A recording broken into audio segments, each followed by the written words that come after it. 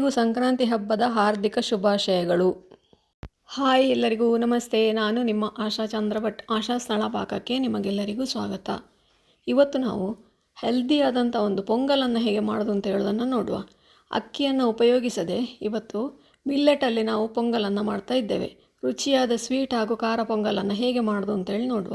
ಮೊದಲಿಗೆ ನಾನಿಲ್ಲಿ 1 ಕಪ್ಪಷ್ಟು ಫಾಕ್ಸ್ ಮಿಲ್ಲೆಟ್ ಅಥವಾ ನವಣೆ ಅಂತ ಹೇಳ್ತೇವೆ ನಾವು ಕನ್ನಡದಲ್ಲಿ, ಅದನ್ನು ತಗೊಳ್ತಾ ಇದ್ದೇನೆ. ಅದು ಆರೋಗ್ಯಕ್ಕೆ ತುಂಬ ಒಳ್ಳೆಯದಿದ್ದು ನವಣೆ ಮಿಲ್ಲೆಟ್ಟು. ಹಾಗೆ 1/4 ಕಪ್ಪಷ್ಟು ಹೆಸರುಬೇಳೆಯನ್ನು ತಗೊಳ್ತಾ ಇದ್ದೇನೆ. ಇವೆರಡನ್ನು ಕೂಡ ಒಂದು ಕುಕ್ಕರ್ ಪಾತ್ರೆಗೆ ಹಾಕ್ಕೊಂಡು ಚೆನ್ನಾಗಿ 2-3 ಸತಿ ತೊಳ್ಕೊಳ್ಬೇಕು. 2-3 ಸತಿ ತೊಳ್ಕೊಂಡ ನಂತರ ಆ ನೀರನ್ನು ಚೆಲ್ಲಿ ಅದಕ್ಕೆ 3 ಕಪ್ಪಷ್ಟು ನೀರು ಹಾಕ್ಕೊಳ್ಬೇಕು. ನಾವು 1 ಕಪ್ಪಷ್ಟು ಫಾಕ್ಸ್ ಮಿಲ್ಲೆಟ್ ಹಾಗೂ ಒಂದು ಅರ್ಧದಿಂದ 3/4 ಕಪ್ಪಷ್ಟು ಹೆಸರುಬೇಳೆಯನ್ನು ತಗೊಂಡಿದ್ದೇವೆ. ಅದಕ್ಕೆ 3-4 ಕಪ್ಪಷ್ಟು ನೀರು ಹಾಕ್ಕೊಳ್ಬೋದು. ಜಾಸ್ತಿ ನೀರು ಹಾಕ್ಕೊಂಡ್ರೆ ನಂತರ ನೀರು ಸೇರಿಸೋ ಅವಶ್ಯಕತೆ ಬರೋದಿಲ್ಲ. ಇದನ್ನು ಒಂದು 3-4 ವಿಸಿಲು ಮೆತ್ತಗೆ ಬೇಯುವಲ್ಲಿವರೆಗೆ ಅದನ್ನು ವಿಸಿಲ್ ಹಾಕಿ ಕೂಗಿಸ್ಕೊಳ್ಬೇಕು. ನಂತರ ಬಾಣಲೆ ಇಟ್ಕೊಂಡು ಮೊದಲಿಗೆ ನಾವು ಖಾರ ಪೊಂಗಲ್ ಮಾಡುವ. ಅದಕ್ಕೆ 1 ಟೇಬಲ್ ಸ್ಪೂನಷ್ಟು ಎಣ್ಣೆ ಹಾಕ್ಕೊಂಡಿದ್ದೇನೆ. ನಂತರ 1 ಟೇಬಲ್ ಸ್ಪೂನ್ ತುಪ್ಪ ಹಾಕ್ಕೊಂಡಿದ್ದೇನೆ. ಅದು ಬಿಸಿಯಾದ ನಂತರ 1 ಟೀ ಸ್ಪೂನ್ ಸಾಸಿವೆ, 1 ಟೀ ಸ್ಪೂನ್ ಜೀರಿಗೆ, 1-2 ಹಸಿಮೆಣಸು, 1 ದಂಡು ಕರಿಬೇವು, ಇದನ್ನು ಹಾಕಿ 1 ನಿಮಿಷ ಅದನ್ನು ಫ್ರೈ ಮಾಡಿಕೊಳ್ಬೇಕು. ಸಾಸಿವೆ ಸಿಡಿಲಿಕ್ಕೆ ಶುರು ಆಗ್ತದೆ. ಸಾಸಿವೆ ಸಿಡಿಲಿಕ್ಕೆ ಶುರು ಆಗ್ತಾ ಇದ್ದ ಹಾಗೆಯೇ ತುರಿದಿಟ್ಟಂಥ ಶುಂಠಿಯನ್ನು ಉದ್ದಕ್ಕೆ ಹೆಚ್ಚಿ ಕೂಡ ಹಾಕ್ಕೊಳ್ಬೋದು, ತುರಿದು ಕೂಡ ಹಾಕ್ಕೊಳ್ಬೋದು. ನಾನು ತುರಿದು ಹಾಕ್ಕೊಂಡಿದ್ದೇನೆ. ತುರಿದು ಹಾಕಿದರೆ ಒಳ್ಳೆ ಟೇಸ್ಟ್ ಆಗ್ತದೆ, ಹಾಗೆ ತುರಿದು ಹಾಕ್ಕೊಂಡಿದ್ದೇನೆ. ಜೊತೆಗೆ 1-2 ಟೇಬಲ್ ಸ್ಪೂನಷ್ಟು ಕೊಬ್ಬರಿ ಚೂರನ್ನು ಹಾಕಿಕೊಳ್ತಾ ಇದ್ದೇನೆ. ಇದು ಒಳ್ಳೆ ಟೇಸ್ಟ್ ಕೊಡ್ತದೆ ಕೊಬ್ಬರಿ ಚೂರು ಪೊಂಗಲಿಗೆ. 1-2 ಚಿಟಿಕೆಯಷ್ಟು ಇಂಗು ಕೂಡ ಹಾಕಿಕೊಂಡು ನಂತರ ಇದಕ್ಕೆ ಎಷ್ಟು ಪೆಪ್ಪರ್ ಬೇಕು, ಪೆಪ್ಪರ್ ಹಸಿಮೆಣಸು ಮತ್ತು ಪೆಪ್ಪರ್ ನಿಮ್ಮ ಕಾಂಬಿನೇಷನ್ ನೋಡ್ಕೊಂಡು ಹಾಕಿ. ಹಸಿಮೆಣಸು ಜಾಸ್ತಿ ಹಾಕಿದರೆ ಪೆಪ್ಪರ್ ಕಡಿಮೆ ಹಾಕಿ. ಪೆಪ್ಪರ್ ಜಾಸ್ತಿ ಫ್ಲೇವರ್ ಬೇಕಾದವರು ಹಸಿಮೆಣಸು ಕಡಿಮೆ ಹಾಕ್ಕೊಳ್ಳಿ. ಎರಡೂ ಜಾಸ್ತಿ ಆದರೆ ಮಕ್ಕಳೆಲ್ಲಾದರೂ ತಿನ್ನಲಿಕ್ಕೆ ಕಷ್ಟ ಆಗ್ತದೆ. ಇದನ್ನು 1-2 ನಿಮಿಷ ಫ್ರೈ ಮಾಡಿ ನೋಡಿ. ಅಷ್ಟೊತ್ತಿಗೆ ನಮ್ಮ ಮಿಲ್ಲೆಟ್ ಹಾಗೂ ಬೇಳೆ ಬೆಂದು ರೆಡಿಯಾಗಿದೆ. ಇದನ್ನು ಈಗ ಇದಕ್ಕೆ ಸೇರಿಸ್ಕೊಳ್ತಾ ಇದ್ದೇನೆ. ಅರ್ಧ ಭಾಗ ಸೇರಿಸ್ಕೊಳ್ತಾ ಇದ್ದೇನೆ. ಅರ್ಧ ಭಾಗ ನಾನು ಸ್ವೀಟ್ ಮಾಡ್ತಾ ಇದ್ದೇನೆ, ಸ್ವೀಟ್ ಪೊಂಗಲ್ ಮಾಡ್ತಾ ಇದ್ದೇನೆ. ಹಾಗಾಗಿ ಅರ್ಧವನ್ನು ಇದಕ್ಕೆ ಸೇರಿಸ್ಕೊಳ್ತಾ ಇದ್ದೇನೆ. ಅರ್ಧ ಭಾಗ ಸೇರಿಸ್ಕೊಂಡು ಇದು ನೋಡಿ ನೀರು ಸ್ವಲ್ಪ ಕಡಿಮೆ ಆಯಿತು ಇದಕ್ಕೆ. ಈಗ ಇದಕ್ಕೆ 1-2 ಕಪ್ಪಷ್ಟು ನೀರನ್ನು ಸೇರಿಸ್ಕೊಳ್ತಾ ಇದ್ದೇನೆ ನಾನು ಪುನಃ. ಅದರ ಜೊತೆಗೇ ನಾನಿವತ್ತು ಮಾಡ್ತಾ ಇರೋ ಸ್ಪೆಷಲ್ ಅಂದರೆ ಅವರೆಕಾಳು ಪೊಂಗಲ್. ಅವರೆಕಾಳು ಪೊಂಗಲಿಗೆ ಅವರೆಕಾಳನ್ನು ನಾನು ಮೊದಲೇ ಬೇಯಿಸಿ ಇಟ್ಕೊಂಡಿದ್ದೆ. ಹಾಗಾಗಿ ಅದನ್ನು ಈಗ ಇದರ ಜೊತೆಗೆ ಬೇಯಿಸಲಿಲ್ಲ. ಮೊದಲೇ ಬೇಯಿಸಿದ ಕಾರಣ ಜಸ್ಟ್ ಡೈರೆಕ್ಟಾಗಿ ಆ್ಯಡ್ ಮಾಡಿಕೊಳ್ತಾ ಇದ್ದೇನೆ. ಇಲ್ಲದಿದ್ದರೆ ಅವರೆಕಾಳನ್ನು ಬೇಯಿಸಿ ಹಾಕ್ಕೊಳ್ಳಿ. ಅವರೆಕಾಳು ಹಾಕಿದ ನಂತರ ಅದಕ್ಕೆ 1-2 ಕಪ್ಪಷ್ಟು ನೀರು ಹಾಕ್ಕೊಳ್ಳಿ ಅದಕ್ಕೆ. ಯಾಕೆಂದರೆ ಅದು ಮಂದ ಬರ್ತದೆ, ನಾವು ನೀರು ಹಾಕಿದಷ್ಟು ಅದು ಮಂದ ಬರ್ತದೆ. 1-2 ಚಿಟಿಕೆಯಷ್ಟು ಅರಶಿನ ಜಸ್ಟ್ ಕಲರಿಗೋಸ್ಕರ. ಹಾಗೂ ಅರಶಿನ ಆರೋಗ್ಯಕ್ಕೆ ತುಂಬ ಒಳ್ಳೆಯದು. ಹಾಗಾಗಿ ಒಂದು ಸ್ವಲ್ಪ ಈಗ ಚಳಿಗಾಲದಲ್ಲಿ ಅರಶಿನ ಶೀತ ಎಲ್ಲ ಆಗದಾಗೆ ತಡೀತದೆ, ನಮಗೆ ಇಮ್ಯುನಿಟಿ ಪವರ್ ಕೊಡ್ತದೆ. ಅದಕ್ಕೋಸ್ಕರ 1-2 ಚಿಟಿಕೆ ಅರಶಿನ ಹಾಕಿಕೊಳ್ತಾ ಇದ್ದೇನೆ.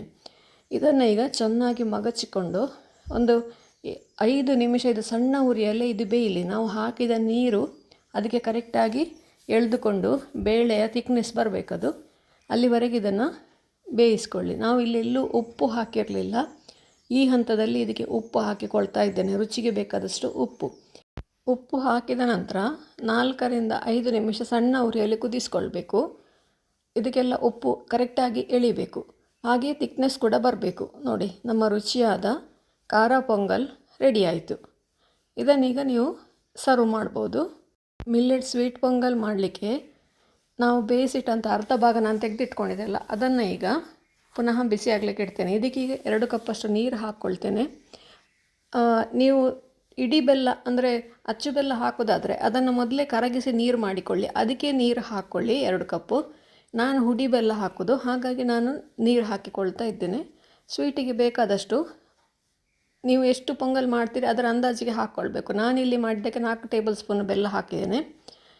ಇದನ್ನು ಈಗ ಆ ನೀರು ಬೇಳೆಯ ಥಿಕ್ನೆಸ್ಸನ್ನು ಕರೆಕ್ಟಾಗಿ ಇಳ್ಕೊಳ್ಳುವವರೆಗೆ, ಅಂದರೆ ಥಿಕ್ನೆಸ್ ಕರೆಕ್ಟಾಗಿ ಬರುವವರೆಗೆ 5 ನಿಮಿಷ ಕುದಿಸ್ಕೊಳ್ಬೇಕಾಗ್ತದೆ. ಅದನ್ನು ನಾನು ಸೈಡಲ್ಲೇ ಕುದೀಲಿಕ್ಕೆ ಇಟ್ಟಿದ್ದೇನೆ.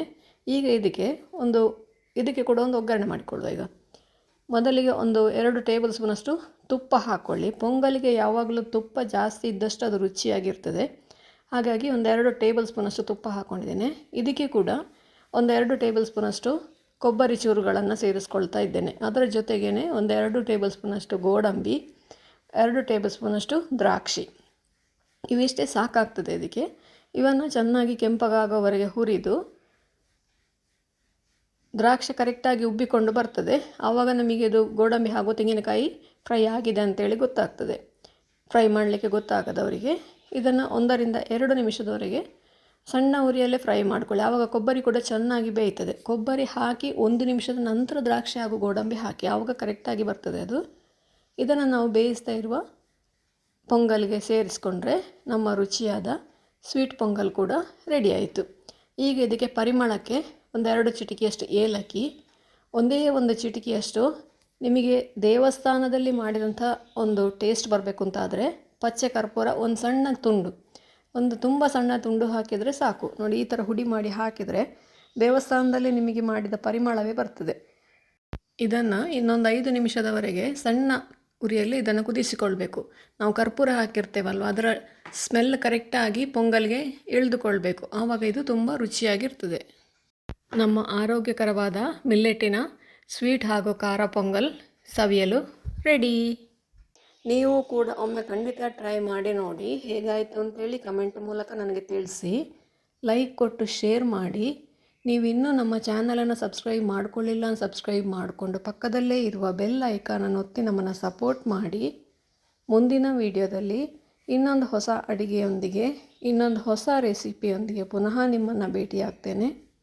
ಧನ್ಯವಾದಗಳು. ಎಲ್ಲರಿಗೂ ಸಂಕ್ರಾಂತಿ ಹಬ್ಬದ ಹಾರ್ದಿಕ ಶುಭಾಶಯಗಳು.